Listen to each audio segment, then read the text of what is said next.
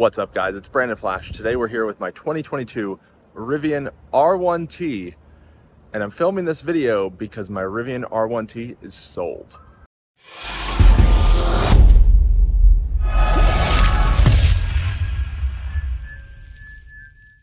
If you're new here, welcome. My name is Brandon Flash. I run this channel covering electric vehicles, charging, electric vehicle adventures, things like that. And this is my 2022 Rivian R1T. I purchased it last September of 2022. We're now in June of 2023. I've put 24,000 miles on this Rivian R1T, and now it's time to sell it. So let me give you a little bit of background on my experience, as well as kind of go over everything I've liked, everything I don't like, and some concluding thoughts on what my experience with this vehicle has been. If you haven't already, I'd encourage you to hit the subscribe button. That way you see all my content about my future EVs, charging, things like that. But as far as my EV background, I've actually had quite a few EVs. I started my EV journey with a 2013 Chevy Volt plug-in hybrid, then moved to a 2015 Tesla Model S 70D. Actually went to every state in the lower 48 of the United States with that Model S. That's kind of what started the YouTube channel. Sold that with almost 200,000 miles on it. Moved to a Volkswagen ID4. I put about 17,000 miles on that in just about a year. Covered that quite extensively on the channel here. Kind of got tired of the ID4. And then before my Rivian came in, my Rivian actually came in earlier than expected. I picked up a 2022 Polestar 2. Had that for just under 2 months, put about 4,000 miles on it, made a lot of videos in that brief period with it. And then I picked up my current Rivian R1T, and now I'm selling it. And my next vehicle will be a Tesla. I'm not revealing which model or specification quite yet. You're going to have to stick around, hit the subscribe button to find out. And I'll go over why I'm selling it in just a moment here. But here we have it. I have quite a bit of experience with EVs, more than most, both Tesla and non-Tesla. And I want you to keep that in mind as I'm going over the things that I like and I dislike about the Rivian. To start off this video, I'd like to go over the specification of my particular Rivian R1T. So as I mentioned, this is a 2022 Rivian R1T. You can see it's the very nice Rivian blue exterior color. I might be a bit biased in thinking that it's very nice. We have the 20-inch wheels with the all-terrain tires. These are a factory option. The tires are wearing quite well. I'd say probably about 10,000 miles of remaining life. I did rotate them once, haven't rotated them again. You can see the brakes are still looking pretty good. I mean, not that you can really tell much, and I would hope they're in great shape still at 24,000 miles. The whole truck exterior does have paint protection film on it. I've gone over that in previous videos, but as a result, there's effectively no wear or anything on the exterior of the truck. Couple minor rock chips here and there in the PPF, but not into the paint. I did add some running boards, linked it down below in the description as a video to my accessories video, and that you can see where I went over those. I also made a dedicated video going over the installation. I do have window tint on all of the windows, not on the roof, but the rears I added 80% just to add some heat rejection. Front windows, I believe it's either 30 or 35% tint, and then the windshield has 80% tint as well. Back window, 80% just to make it better heat rejection. Coming around, again, very little wear or anything like that. We have the tonneau cover back here. There you can see the bed extender that I added. This is one of a handful in existence, but bed cover does still work. There you can see the bed extender in action. And the tonneau cover, like most of them, doesn't make the best noises, but still fully functional, unlike a lot of them seemingly. And I think the reason mine still works fine is because I actually use it fairly frequently, and I also do fairly frequent touchless car washes, so kind of flushes out any debris or anything that may build up. And just coming around to the side, again, no exterior wear or anything like that. So why don't we move into the interior? I'll also show you the window stickers so that you can see the exact options and things like that, as well as the MSRP of this truck. So here we have it, Rivian R1T Adventure Edition. So this is not a launch edition like some of them are, or like Kyle from Out of Specs truck. However, the Adventure Edition and Launch Edition are effectively the same. It just came down to kind of how the option packages were done. And the Launch Editions actually saved a bit of money on wheels and paint colors. And then they have a slightly different badge over there on the edge of the dash. Mine says Adventurous Forever, and the Launch Edition say Launch Edition there. So here we have $71,500 for the Adventure package. We have upcharges for the exterior paint color and the wheels and tires. So the Rivian Blue is the most expensive exterior color. Because I have an Adventure Edition early pricing from March 1st, 2022, I actually have Ocean Coast interior at no cost. If you were to order today, that's a $2,000 option. Power tonneau cover, $1,500. That was originally part of the Adventure package, and that was $73,000, but then they split it out when they were doing some restructuring of the pricing, but it was effectively the same price. Full-size spare tire, $800, so I have that in the tire compartment back there. Destination fee, you can't get around that even if you take factory delivery, because that's actually a federally regulated fee, because they want it to be the same no matter where you take delivery, just for fairness. Very old school fee structure there. And total price just under $80,000, $79,600. Of course, that's before taxes or anything like that, but that's the window sticker and the full configuration. And here we have the interior. So as I mentioned, Ocean Coast interior, holding up really well. I did a tour of the condition fairly recently, but you can see the driver's seat, of course, is going to have the most wear, but still has essentially no wear. There's a little bit of creasing going on here on the driver's seat bolster. Even with the running boards to make it easier to step up and in, you still do have to sit on this a little bit as you get in. So you kind of plop down on this and then scooch over, but still very minimal wear given that you sit on it every time you get into the truck, essentially. Here we have the 3D mats, Kagu mats that I'm a huge fan of. Have a set of these already for my new Tesla, so just to give you an idea of how much I like these. I also had these on my previous Tesla Model S. If you haven't already, I did a whole video comparing these mats to the factory Chilowich mats, as well as the optional Rivian all-weather mats. So just in case you haven't seen that, and that's also in my accessories video as well. Let's go to the back seat. Again, looks effectively brand new. Very little use of the back seat. I've maybe had people back here 10, 15 times, if that. Don't really have more than 2 people in the car ever, but every once in a while. And then here you can see center console, of course, looks brand new. Passenger seat, again, looks brand new. A couple minor scuffs here and there, but most of those will just wipe right off. But door cards are nice, soft touch, and really holding up well. Could just use a little bit of a detail, but again, not the end of the world. Before we continue a little bit further, I do want to show you the mileage on the truck. So we go into settings and then about, and then we've got the odometer somewhere here. There we go. 23,939 miles, effectively 24,000 miles. Might just call it 25,000 for sake of this video. We'll see. Here we have my trip that I did not reset when I got the truck. This total energy is not correct because for one of the updates, it actually counted half of the energy that it should have versus the correct amount. So that's going to be wrong forever, essentially.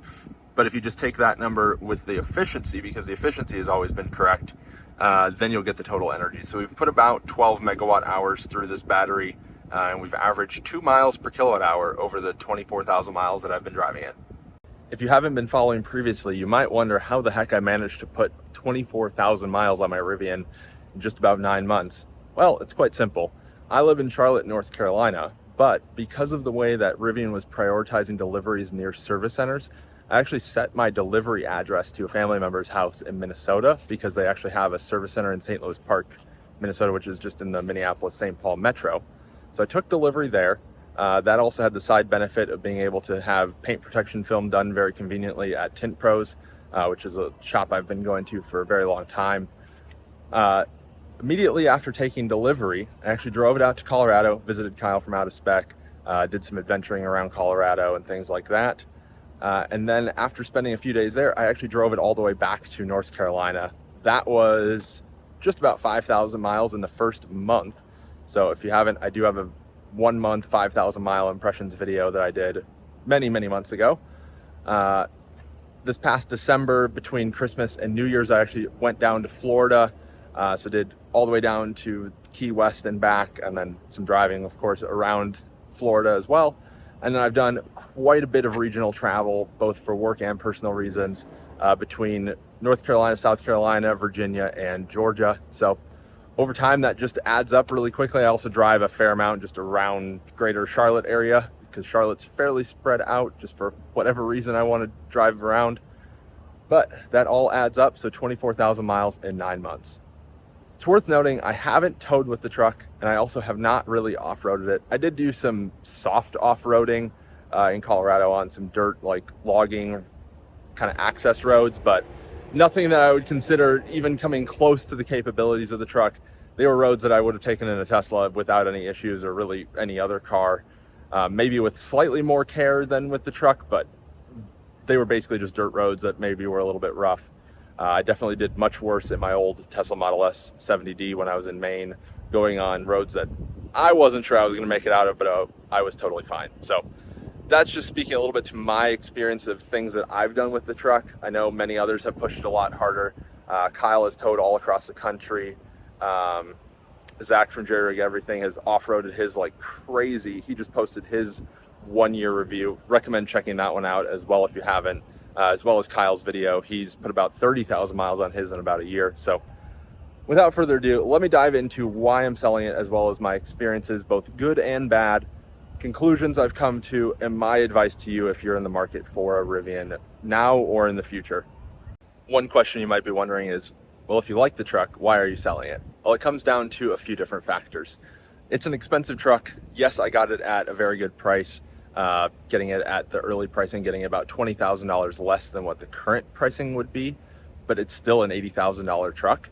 And I plan to buy a house in probably the next 12 to 18 months or so, and doing so requires saving money, or saving more money anyway, as well as improving my debt to income ratio. So at the end of the day, it mostly comes down to financial reasons that I'm selling the Rivian. And realistically, I really don't need a truck. Some people certainly do need a truck for whatever reason, whether they haul things like dirt bikes or a lot of dirty stuff, things like that. But that's not me. Usually when I'm hauling stuff, it's actually things that I want to keep clean and out of the elements. So having a 4.5-foot truck bed like this does is actually not that useful for me. Most of the time, I've found that I try to put stuff in the back seat of the Rivian rather than the bed, because I don't want it to get wet or get hot or get cold or whatever the case may be. And for that purpose, having an SUV or having a hatchback or car with a good sized trunk is actually a lot more useful to me. So most of the time my truck bed goes unused, aside from every once in a while I'm hauling something larger, but I think I'm going to find a lot better use of having just a great trunk rather than having a truck bed. And if you've noticed some of the vehicles I've had in the past, I'm actually not really a truck person. I've always been kind of a smaller car person. I like the maneuverability, kind of sportiness, handling, things like that. And not to say that the Rivian is bad at any of those things.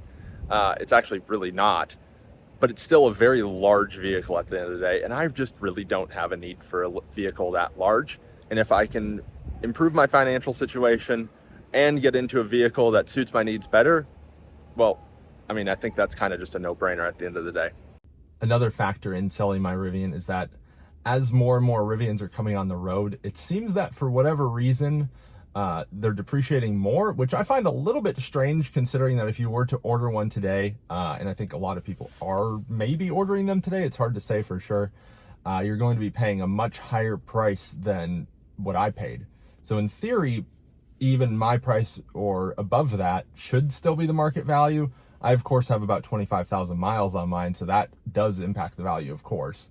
But I think it is a bit surprising that Rivians seem to be settling in the low 70s. Some are even creeping into the high 60s, which I find quite strange, because if you were to order one, again, you'd have to pay 90 plus for a similar vehicle. But if you look at the R1S market, that seems to be still holding in the high 90s, some even crossing into 6 digits still. And that's pretty interesting. I think the demand just isn't quite there for the R1T, and a lot of people that would buy one have already bought one, whereas the R1S is a lot more broad market vehicle, and people can just buy it for their family, versus an R1T is pretty niche-ish market, which also I find a bit strange, because if you look out on the roads, at least down here in the South, there's Ford Raptors everywhere. and the Rivian R1T is very similar in use case and capabilities to a Raptor. Obviously a bit smaller bed, bit smaller cab, but as far as being an expensive, high power kind of sport truck versus being a function oriented truck, they're very similar in that case. So I kind of wanted to sell before the market started bottoming out completely. I think there is going to be a very high floor on these, just given the capabilities of the truck. I don't think we're going to see them go below 60s or into the 50s and still until they really start crossing high mileage, like 50,000+ miles. And that's mostly just due to kind of being an unknown quantity rather than actually being a low risk. But a huge battery, very capable vehicle. Below $50,000 is going to be quite a while. Before we dive into the full things that I like and dislike, I did want to mention that I've done 2 reviews on this truck previously. So the first one was done at 1 month, 5,000 miles. And then the second one I did was after 6 months and 17,000 miles. So if you haven't already, I'd recommend watching those. That kind of builds up to this. You can watch it before and then come back to this, or you can watch it after, doesn't really matter. You'll definitely hear some repeating elements between the different reviews, but some of the things that I mentioned in previous reviews actually have been addressed in this review, or I guess since before this review, if you will. But I do have some notes here, but we're going to start with things that I do like about the truck. And it's a pretty darn long list, and overall, I love this truck. It's by far the best vehicle I've ever had, and I would hope so. It is the most expensive vehicle I've ever had. But I've also driven a lot of very nice vehicles, expensive and not expensive. And this vehicle just checks all the boxes better than pretty much anything else. I always like to say when describing this that it's kind of like having 3 vehicles in one. It's basically taking the tech of a Tesla, taking the luxury of a Range Rover, and it's taking some of the off-road, sporty, Baja type capabilities of a Ford Raptor. And it's putting them all into one vehicle, and then you have a Rivian R1T. It's not quite that simple, and it doesn't do everything that all 3 of those vehicles can do. But if you need a way to describe what a Rivian R1T is, I think that's the best way to put it. You can rip it down a canyon road, you can tow a car trailer, or you can just daily drive it and be in comfort. And there are very few vehicles that can do that breadth of capability in one single vehicle. And that's just kind of the big conclusion here. It's awesome. But I do have some specific points I want to hit. So the brand image of the vehicle, as well as Rivian just as a whole, is really fantastic. I've yet to meet anyone that doesn't think of Rivian positively if they know what Rivian is, which most people don't know what Rivian is. I'd say the most common question I get when people see the truck is they're first intrigued because they think it's cool. They think it's electric usually. I do have a sticker on the back window that says 100% electric, so that usually dispels some of those questions if they see it. But usually the first question is, what is it? I'll tell them it's a Rivian. Then they'll ask, who makes it? I'll again answer with Rivian.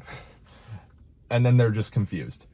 So I usually like to describe Rivian as, it's kind of like Tesla 5 years ago, when not everyone had heard of them, but now everyone knows what Tesla is. Or if you don't know what a Tesla is at this point, you kind of live under a rock.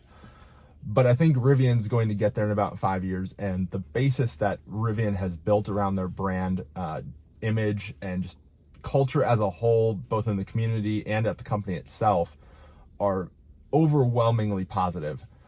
Everyone I've met that works for Rivian has been a true ambassador for the brand, really cares about what they're doing, likes what they're doing, and is just kind of a good person. And same goes for the community of people that own these vehicles, are interested in these vehicles.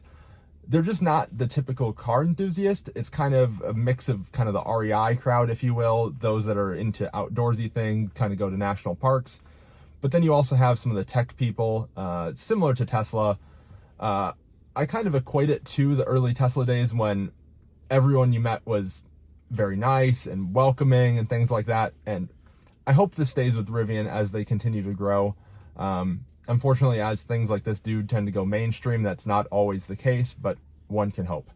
But at least for right now, there's a very positive brand image around Rivian, the trucks, the community, the company.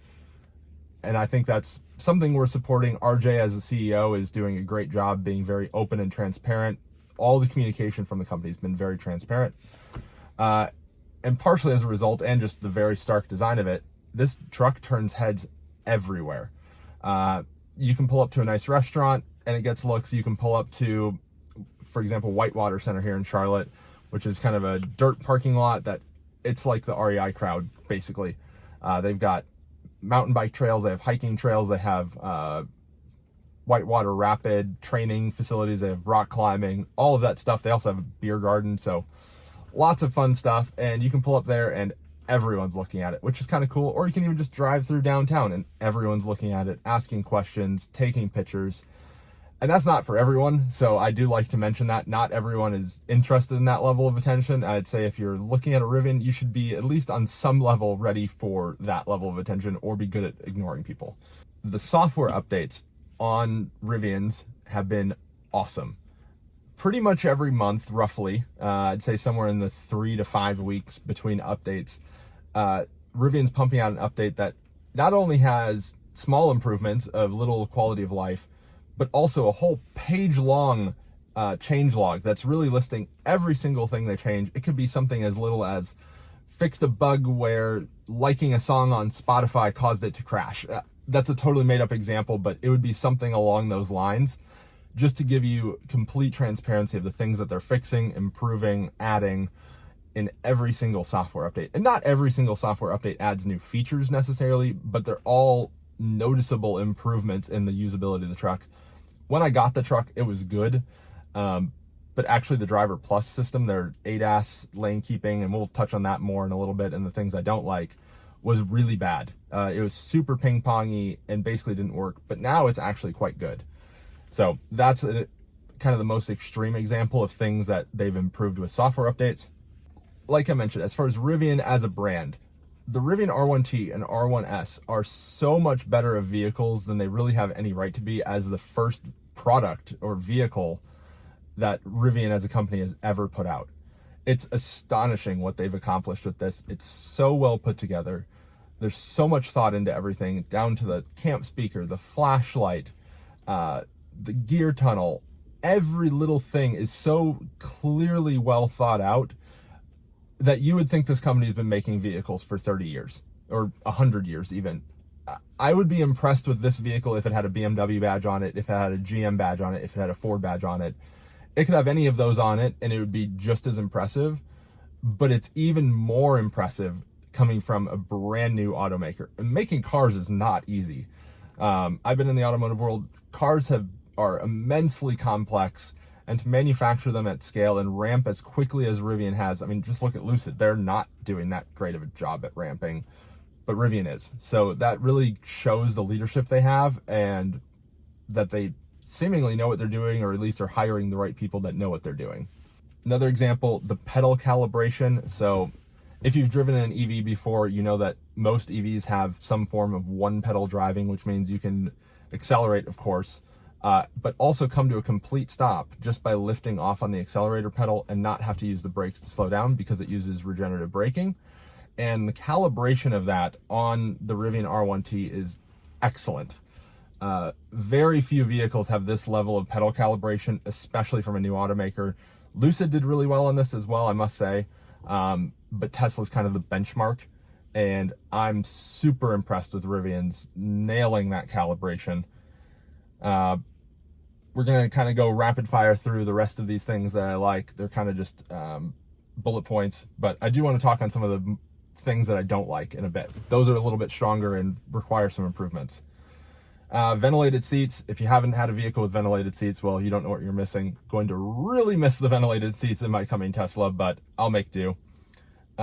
Great use of space and storage on the truck. I tweeted a picture of all the stuff that I took out of this. I'll try and link that down below, but there's just storage everywhere. Under the rear seats, the massive front trunk, the gear tunnel. I had stuff on top of the spare tire in the bed. Just awesome use of space. This one's pretty obvious. The truck is crazy fast. It does 0 to 60 in 3 seconds. Maybe a little slower than that on mine in particular with the all-terrain tires, but stupid fast. It's the fastest truck you can buy. 835 horsepower, I think like 1,100 pound-feet of torque. If you haven't been in one, you don't really know what you're missing, but crazy fast. It's unique, gets attention everywhere. Already talked about that. It has actually pretty excellent range. If I drive this truck nicely, I am fully convinced I could get 300 miles on a charge from 100% all the way down to single digits. But I usually plan on about 250 miles starting from 100% on a road trip, and I don't drive gingerly. I drive typically 80 plus miles per hour on the interstate, especially down here in the Southeast. If you're not going 80 plus, you're getting passed by semis, and you're actually a bit of a rolling roadblock if you're not going at least 75 plus.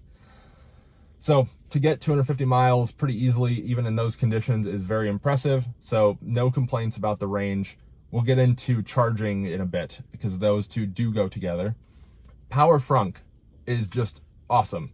I didn't really use the front trunk on my previous Tesla, and my ID4 didn't have one. Polestar's was basically useless.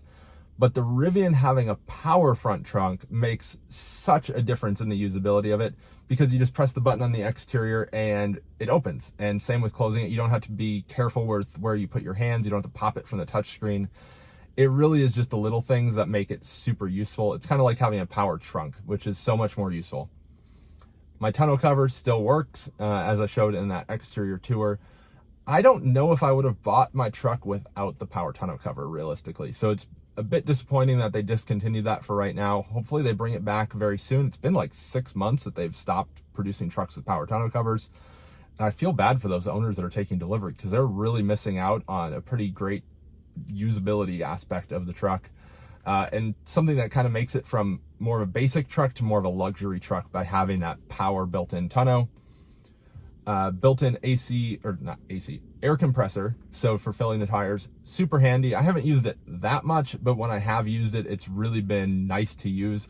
Has a nice long hose that reaches all 4 positions, and that way you don't have to dig out like a little 12-volt compressor or battery-powered one or whatever. It's just always there, always ready to go. It's automatic. It's not the most accurate, so be mindful of that. Have a tire pressure gauge to adjust after you air up. And I do wish it could air down. It doesn't actually reduce tire pressures, which is a little silly. But anyway, still very useful. The outlets on the truck, so 120-volt power outlets. There's one underneath the console here on the back side. Then there's also 2 in the bed, and there's one in the gear tunnel.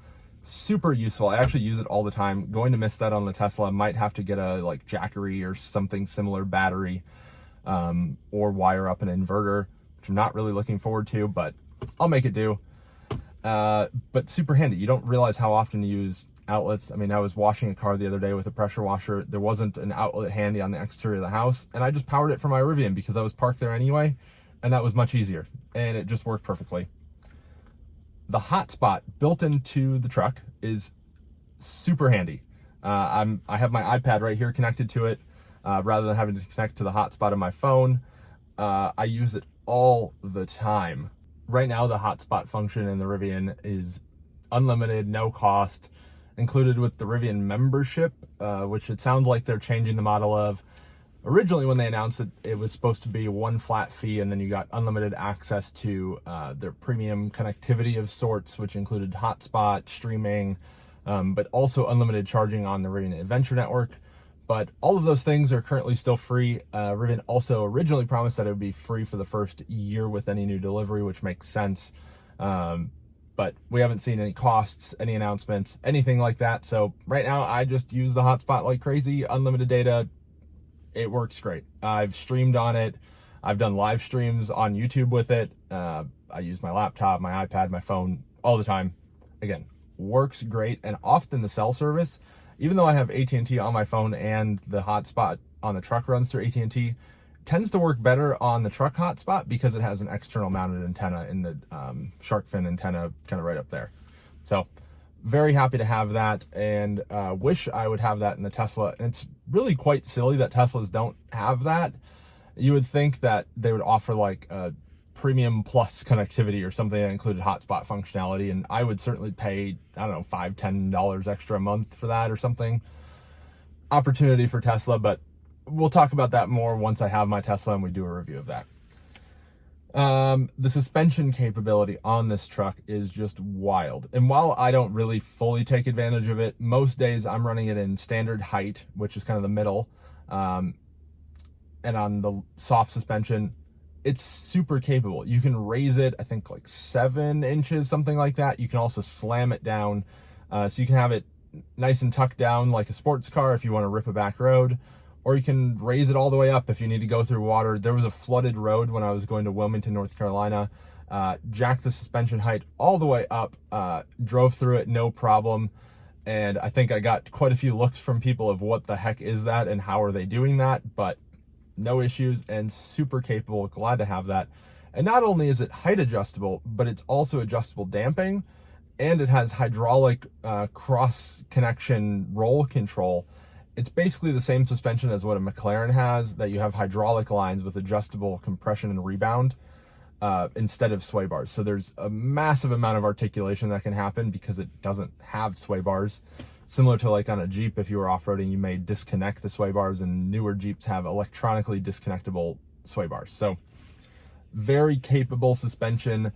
I'm a little bit concerned long-term with it. If you were to own one of these for 10 years or 100,000+ miles, that we'll see how it holds up. Air suspension doesn't exactly have the best reputation for long-term operating costs and reliability, but hopefully it's built well, and modern air suspension is obviously a lot better than, for example, a 2003 Audi Allroad that every single air suspension on those fails.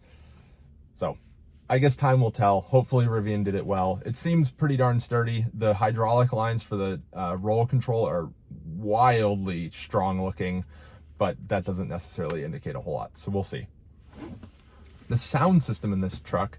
So mine is a little bit earlier truck. It's an 11,000 VIN, and it actually has the Meridian sound system. I think 19 speakers, something like that.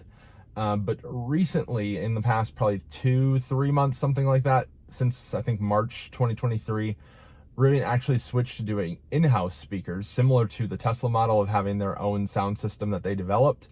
And from what I've heard, I haven't actually heard the system myself, it sounds basically the same. I've actually heard some reports of it actually sounding better. So I'll have to experience that at some point, but I don't have any complaints about the sound system. I don't think it's necessarily the best on the market.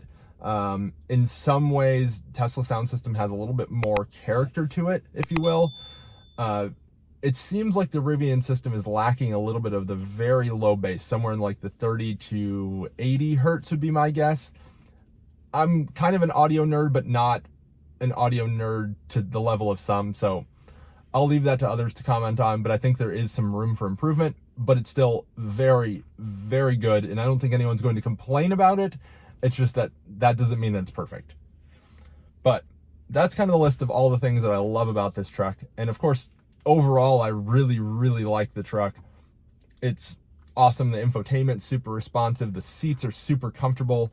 The steering wheel is great. The ergonomics are excellent. Just everything about this truck is pretty fantastic. But that's not to say that it doesn't have room for improvement. So why don't we dive into things that Rivian can improve on, or things that I think Rivian should change. And I've divided these into two different categories. There are items that are kind of inherent to the truck design, or at least the R1 platform. And then there are also things that I think can be improved with software updates or kind of incremental changes. So there are things that, the inherent things, they can't really be changed with software updates, or would require more of an extensive overhaul in production, things like that. And then there's the software updates. So we're going to start with the inherent characteristics of the truck. And one of those things, at the end of the day, it is a pickup truck. So it's pretty inefficient use of energy. As I showed before during that intro walk around, I've averaged 2 miles per kilowatt hour since I've gotten this truck, which, if you're familiar with Teslas, you know that a Model 3 can get about 4 miles per kilowatt hour. So that means that this uses twice as much energy as a Model 3, which shouldn't come as that much of a surprise. It weighs 7,200 pounds. It has a pretty flat front end. It can tow 11,000 pounds. And it's just a big vehicle. So I'm not necessarily complaining about the efficiency, but it is a factor. I like to joke that gas trucks are gas guzzlers, as people know, but the Rivian is kind of an electron guzzler, if you will. So it's using a lot of energy to do the same driving as something that a Tesla would. And that's just how it is, but something to be aware of. As a result of being an electron guzzler, if you will, on road trips, that can get a bit impactful. When you're charging at home, it doesn't really matter as much. Obviously, you will notice it on your electricity bill, but depending on your region, I think national average for electricity is somewhere in the 10 to 15 cent per kilowatt hour range. And on DC fast chargers, I've noticed that going from 10 to 70%, which I think is a pretty reasonable range on a road trip, gives you enough to continue on with a buffer, maybe even skip Electrify America or other stop. That's about 86 kilowatt hour. And at Electrify America's just flat, normal rate, pay-as-you-go rate, that's 48 cents a kilowatt hour, which works out to $41.28 for that charge. If you were to pay Electrify America's Pass Plus rate, so if you pay them $4 a month, you get a discounted rate on your charging. That brings that charge session down to $30.96. So you're coming out $6 ahead even after the $4 a month. So if you fast charge your Rivian even once per month on Electrify America, it's worth paying that $4 a month. Pro tip there. But even at home, that's about a $9 charge, which that's very reasonable. That's nothing to complain about at all. And that 10 to 70%, that's probably getting you about 150, maybe 200 miles of range, depending on how you drive, speeds, your configuration, things like that. So it does add up on road trips, and it's something to be aware of. Again, it's not a complaint, and if you can afford an $80,000 truck, that shouldn't be an issue. And there's also plenty of opportunities to get free or reduced cost charging, whether that's at hotels or at your house or whatever. It's really only impactful on road trips. Talking about the suspension, as I mentioned, the suspension is super capable, and generally leads to a very good ride, but it can be a bit jarring at times. It can be a bit crashy, kind of, and I've heard this from other Rivian drivers as well. I think partially it's due to the unsprung mass of the tires and the wheels. They're just very heavy. I think the wheel and tire combination for the 20-inch all-terrains is over 60 pounds, which is not light. And if you're going over a pothole or something like that, it's pretty rough. Of course, it depends on the pothole. And of course, if you're driving a sports car or something like that, it's going to be much worse. So it's definitely not bad, but I think it could be better for something like this, or compared to like a Ford Raptor of similar-ish characteristics. With that said, if you're going down a road and there's kind of undulations in the road or on-ramps, things like that, it handles those extremely well. It's more just the more abrupt type of things in the road that feel a bit rough or crashy at times. Again, with the wheel and tire package, the tires on this, as they've worn, they have gotten a little bit loud, which is not my favorite. I think if I were to keep this long enough to replace the tires, I would probably go with a Nokian 1HT or some other more all-season type tire rather than an all-terrain tire. That way you'll also get a range and efficiency improvement, but still keep the nice 20-inch wheels. As Kyle mentioned in his review, the DC fast charging on this truck, it's pretty good. It tops out at about 221 kilowatt, but the thermal strategy leaves a lot for improvement. And Rivian has improved this a lot since I've had the truck. When I first had it, it actually seemed pretty decent.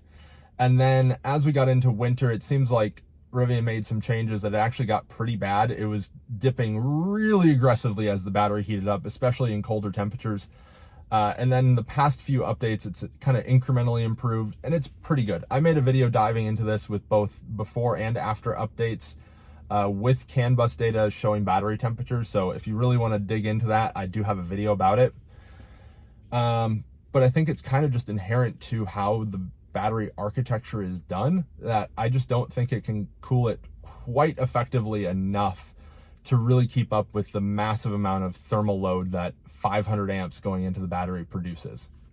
Similar to how the battery can overheat with fast charging, the motor inverters, so what's actually taking the DC power from the battery and converting it to three-phase AC for the motors, those can actually overheat when you're doing a ton of regenerative braking or if you're really heavy on acceleration. But more commonly, you're going to have a longer load profile from regen going down a hill, mountain, whatever, over many miles than you will from accelerating, because you're typically not using that heavy of acceleration for that long periods of time. But they can actually overheat the inverters a bit to the point where you lose a lot of your regen capability. And similar to other things, Rivian has really improved this over time with software updates, but it's still not perfect. I think in the coming versions, they can probably improve that, and hopefully on the dual motor cars, that's improved. I think a lot of this is just stemmed from the quad motor design and just not having enough cooling capability for 4 motors, 4 inverters. That's just a lot of heat being generated, and it's kind of just an inherent design flaw, I think, but something just worth mentioning. Kind of along the lines of charging, I think Rivian picked the wrong charge port location for this truck for 2 reasons, actually. The original prototypes of the Rivian R1T actually had the charge port on the passenger front side. If you look back at some of the original unveiling photos, I think it was the LA Auto Show in like 2019, something like that. But they had the charge port on the passenger front side. And today it's on the driver front corner. And I think that's the wrong spot because, one, it's actually pretty annoying to access your front trunk while you're charging from the driver's seat. You either have to go all the way around a charging station or under the cord or over the cord, just depending on how it's set up at that particular site. I mean, that's minorly annoying, but not the end of the world. But there's also the other factor of Tesla superchargers and opening those up and the coming NACS adapter. I think the charge port should be on the passenger front side because Teslas have their charge port on the driver rear, and having it on the passenger front is effectively the exact same as far as charge port location goes for site design and for how you have to pull into a charger. So I think they should move it. That's obviously not an easy swap, but hopefully they can do that at some point. It'll probably require a different front bumper or fender. I can't remember exactly which panel it's more part of, but definitely some different panel changes. So not something that can be done with software, that's for sure. In some ways, the Rivian R1T and the R1S inherently feel a little bit like an early Tesla Model S or Model X. And those of you that have had those cars, you kind of know what I mean. They overall feel well put together, but there's just certain things that you know are not necessarily going to age that well. You can't see it here, but the center console, I'm about to open it, you can kind of just tell by the noises it makes that it may not last forever. So it actually has 2 motorized or power latches for the center console, which is just a little bit silly. Same with things like the doors on the gear tunnel doors. So when you open the gear tunnel door, it pops open, and then on them there's the little flap, and that's how you can access either the first aid kit on the passenger side or the air compressor hose on the driver's side.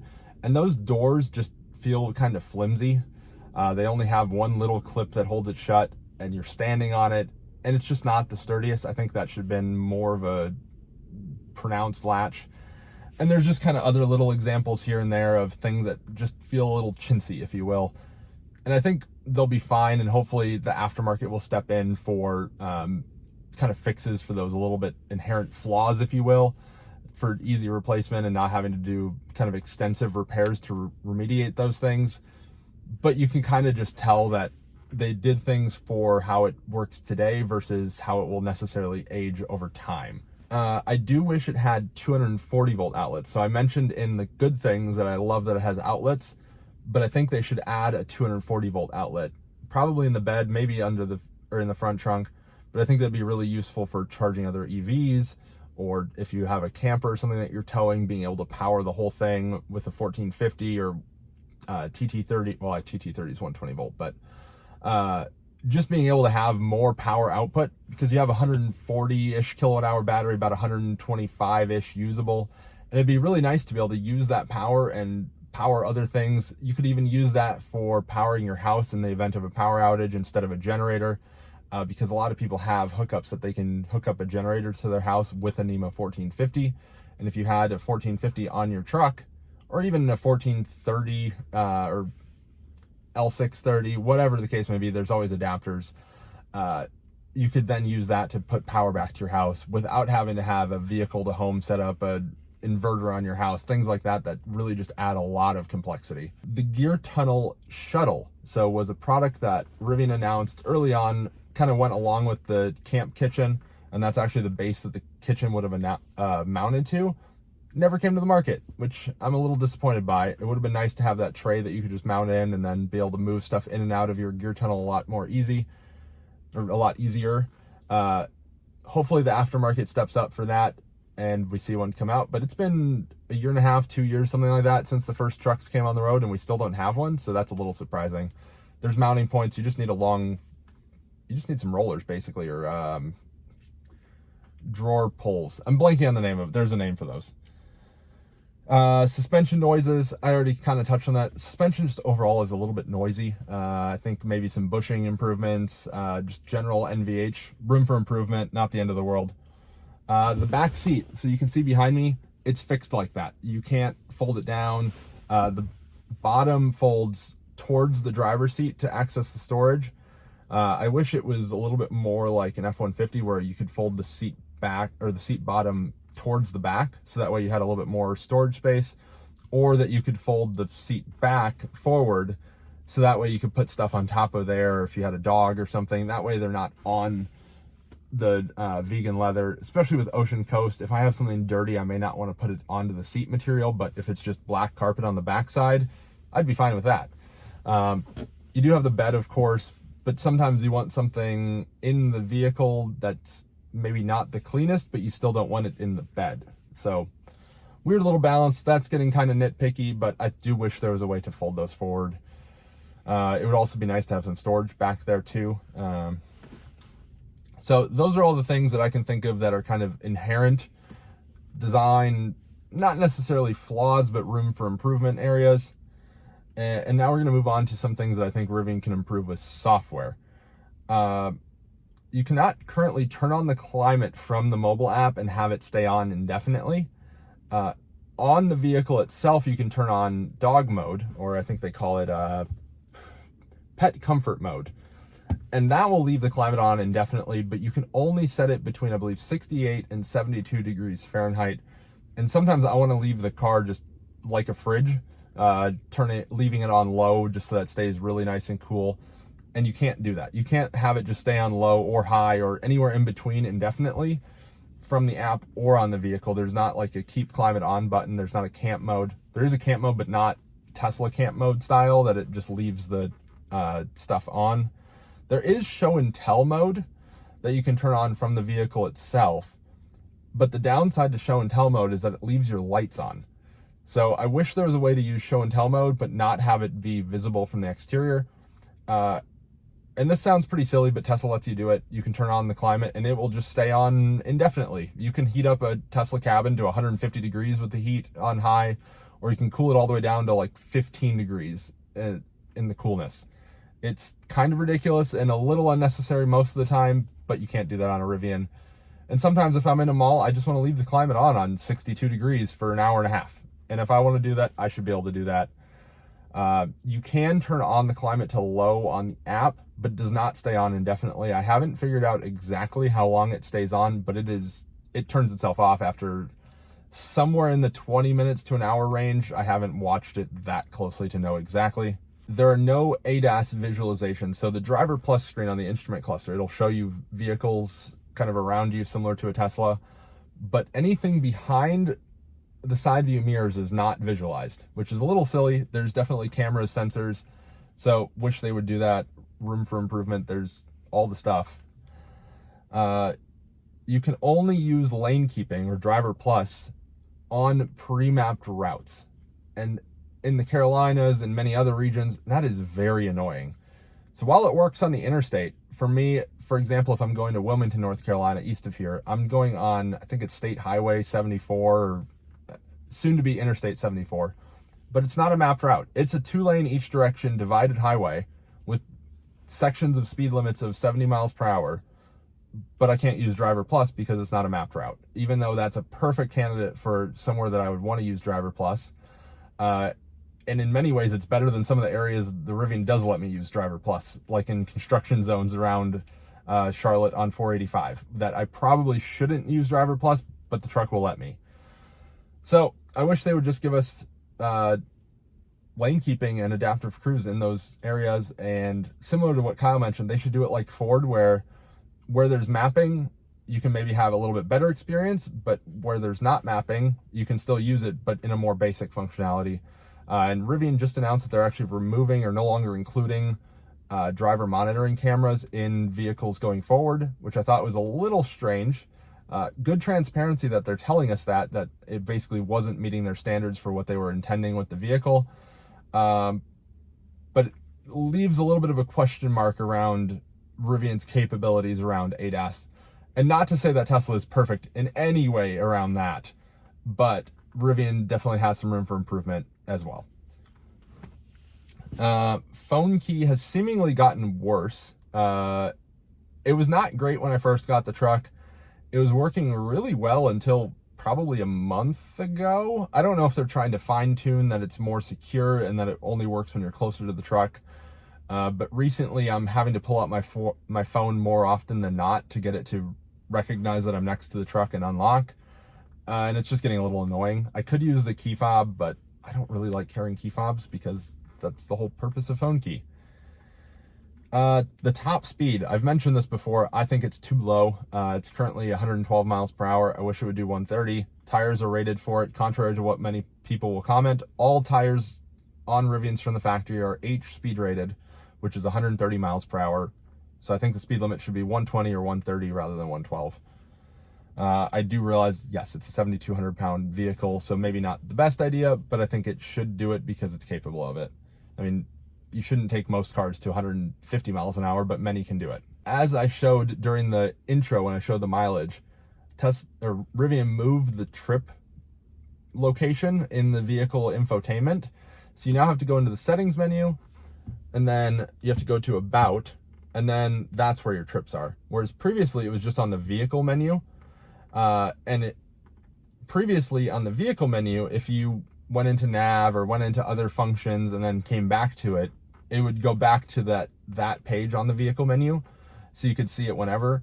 But now if you close out of, or if you go into settings, go to your trip view, and then go do other stuff in your truck for whatever, as you're on a road trip or just using your truck, and then you come back, it will often default to just the main settings menu, and then you'll have to go back again to the about screen.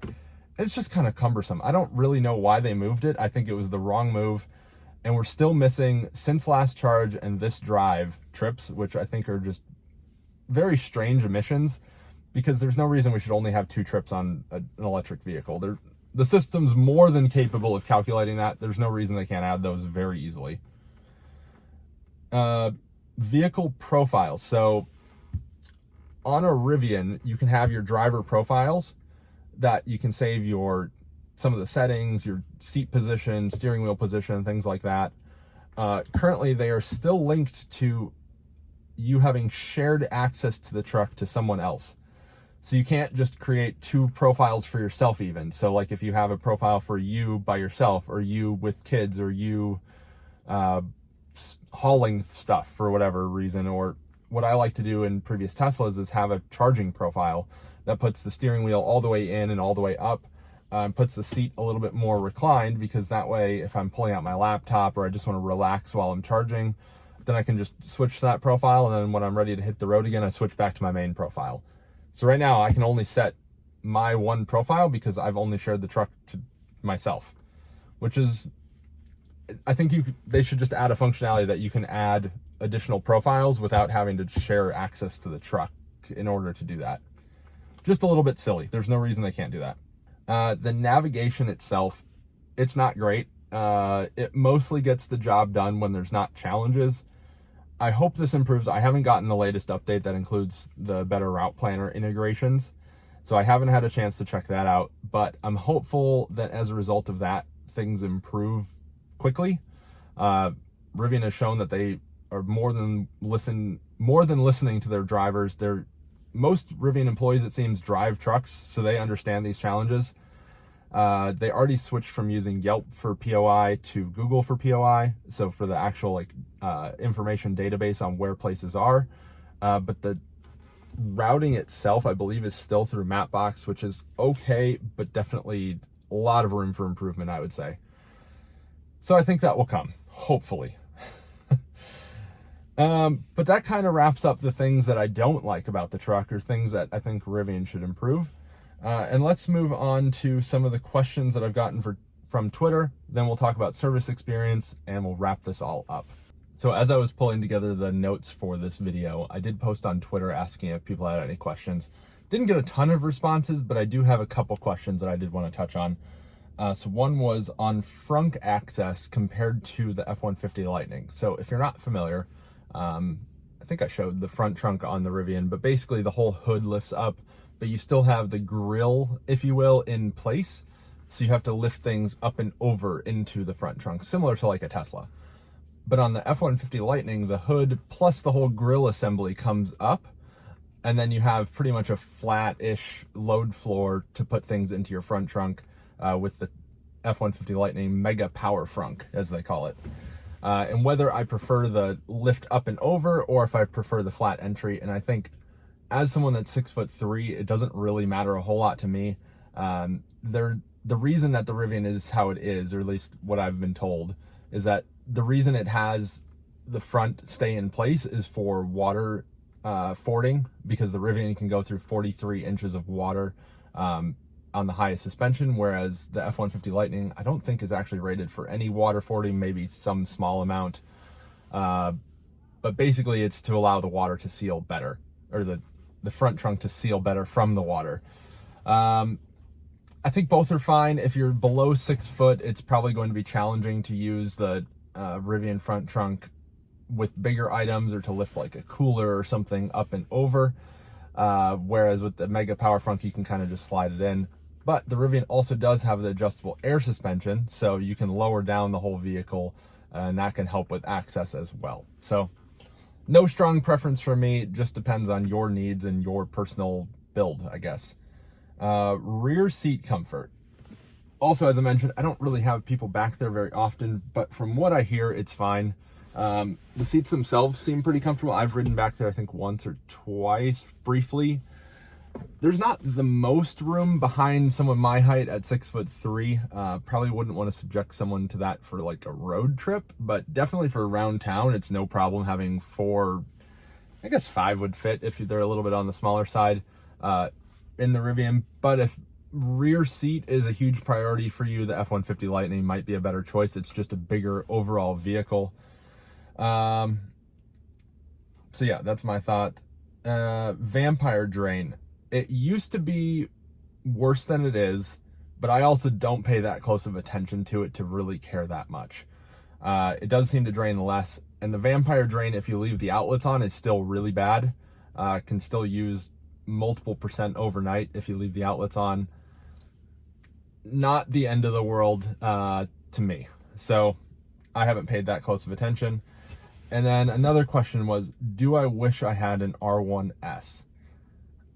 I would say kind of. I mostly got the R1T because I've kind of always wanted a Ford F-150 Raptor, but I didn't want the single digit or low teens fuel economy that went along with it. So getting the R1T, being the pickup, was kind of fulfilling a childhood dream, if you will, of sorts. But I think the R1S probably would have been a better choice, and I probably would have gone with that if they had the same timeline and if I had actually seen one ahead of time. So I had never seen an R1S in person until after I had gotten my R1T. R1S is also, I think, 14 inches shorter, something like that. Maybe it was 14 inches wheelbase, 17 overall. Anyway, it's a bit smaller, which I think is actually beneficial. I wish they had made the 5-seat version of the R1S rather than the 7-seat, because I really don't need a 7-seater, but I really would have liked extra storage of an R1S 5-seater in place of those seats, similar to how the Model Y 5-seat has way more storage than the Model Y 7-seat. But yeah, I do kind of wish I had an R1S, and I think if I were to go back in time and do it over again, I probably would have waited longer for the R1S if that had been an option. I mean, I guess I could have changed my reservation and it would have been fine. Those were the main questions from Twitter. But if you guys have questions, definitely comment down below. I'll try to answer as many as I can. And if there's repeated questions or questions that need a longer explanation, I'll try to pull together a dedicated video for it. Something that I'm sure will come up is my service experience. So I've touched on this in my prior reviews, touched on it most in depth in my 6-month, 17,000 mile review. And then I also had a dedicated video of my service center experience in Atlanta after I had the puddle rip off the underbody panel. and had to bring it all the way down there. So check out those 2 videos if you want to hear about service experience. I haven't had any new service experiences since those. Truck's been awesome. I mean, there's no oil changes, anything like that. I think I've filled the washer fluid once. So one of the joys of electric vehicles, they have very little maintenance. And after 20 plus minutes of me talking about the truck, hopefully you're still here. If you've made it this far, I appreciate you. Let's kind of wrap this all up. Biggest question I know people ask is, would I buy it again? And my answer is absolutely yes. As I mentioned previously, I would maybe get an R1S instead of an R1T if I were to do it again. But with the buyer buying my truck, I actually made him agree to a right of first refusal of sorts, that if he decides to sell it in the future, that he offers it to me first to buy back again. And I think if that comes up in, I don't know, 1 to 3 years or something, I'd probably take him up on it. We'll see what the market looks like, where my personal situation in life is. But there's a strong chance that this exact truck will be back in my life at some point. I really enjoy this truck. It's just not the right truck for me right now at this point in my life.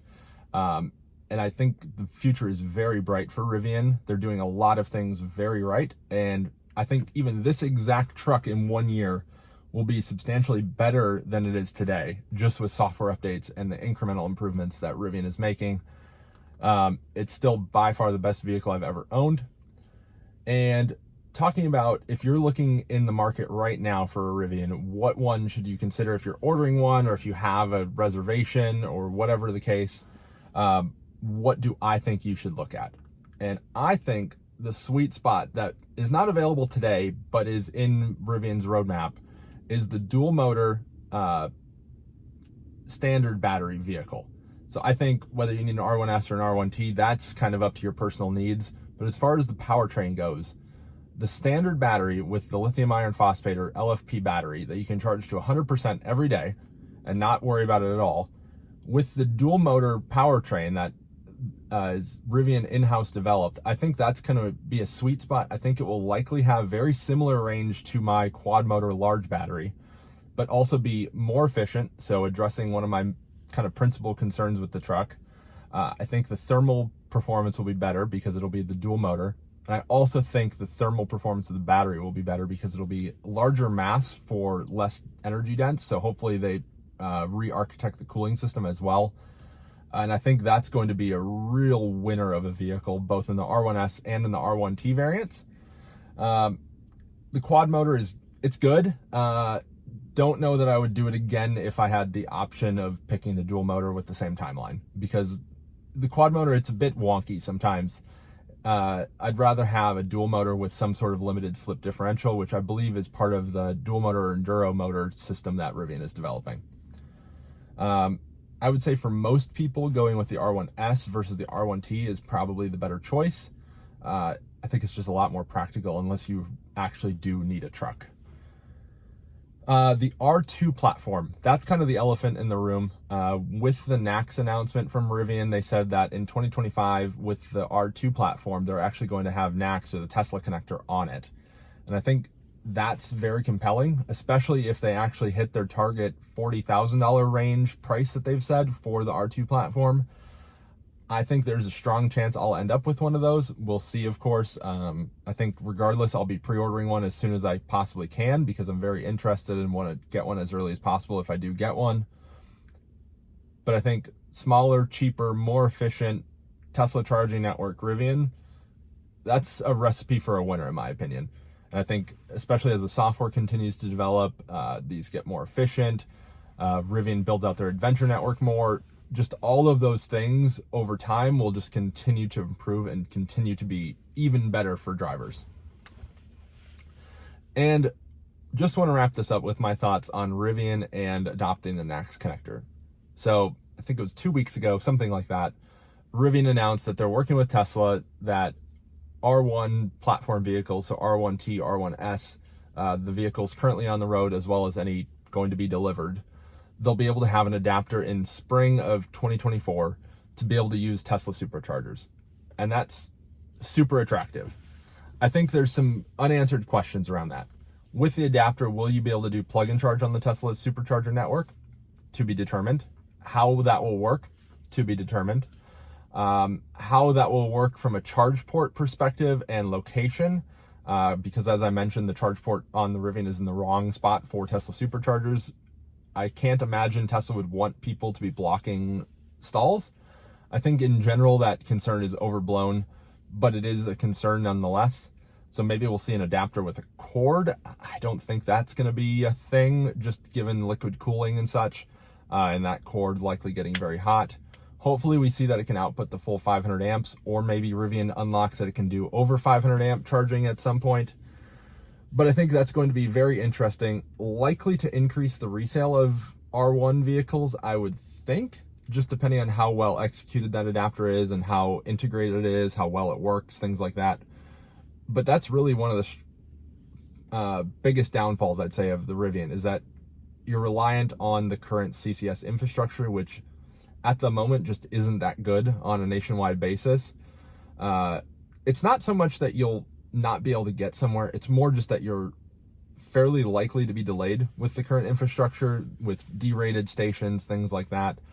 And it's kind of amplified on a Rivian compared to like a Bolt or an ID4 or something like that, because the battery is so large. Charging at 100 kilowatts instead of your expected 220 kilowatts, it makes a big difference in your charging time, because you're having to add so much energy to the battery of a Rivian to counteract how inefficient it is.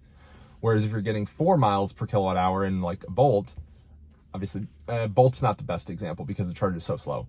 But if you're charging at 100, or if you're charging at 80 kilowatt, for example, in an ID4, but you're expected to get 150, it might add 5-10 minutes to your charge.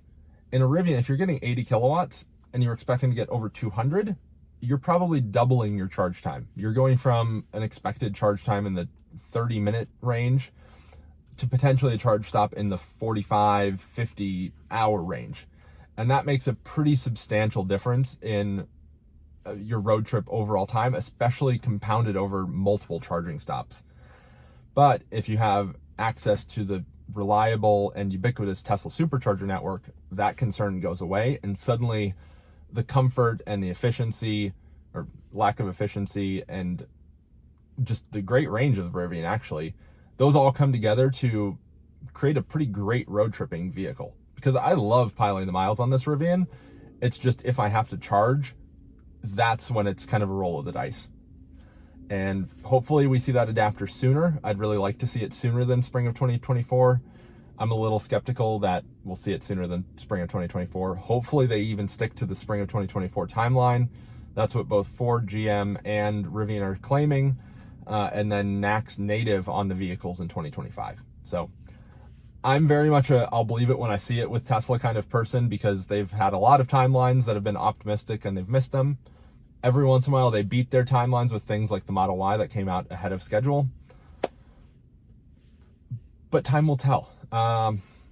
Very curious your guys' thoughts, especially if you own a Rivian, on your overall ownership experience, how you think the Tesla Rivian partnership will end up turning out for drivers, if you think they'll meet the timelines, whether you like your truck, if you've considered selling it. All those things, just sound off down below in the comments. If you haven't already, hit the like button. If you haven't already, hit the subscribe button. Thank you guys for watching, especially if you made it this far, and I'll see you on the next one.